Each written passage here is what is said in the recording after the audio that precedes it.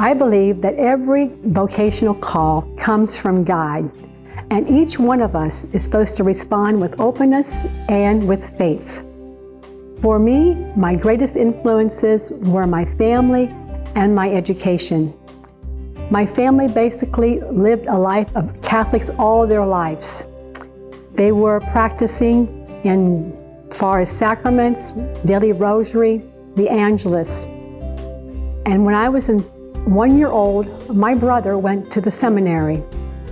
But it was not until I was in 6th grade that I actually verbalized to my parents as well as my pastor that I was going to be a religious too.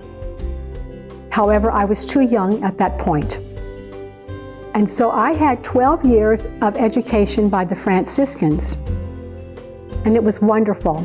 I even had several cousins in that community.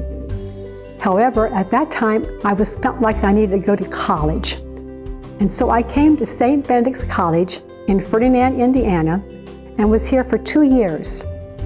However, in between the first and the second year, I went to St. Francis University, where I probably got my real call to this community. There is where I had an opportunity to visit with so many different religious in many places and different charisms in Indiana and Ohio and Michigan, that I knew this was part of my discernment. Not whether I was going to be a religious, but which community would I be willing to commit myself to and to God. It was then that I realized that I wanted to be a Benedictine, primarily for several reasons.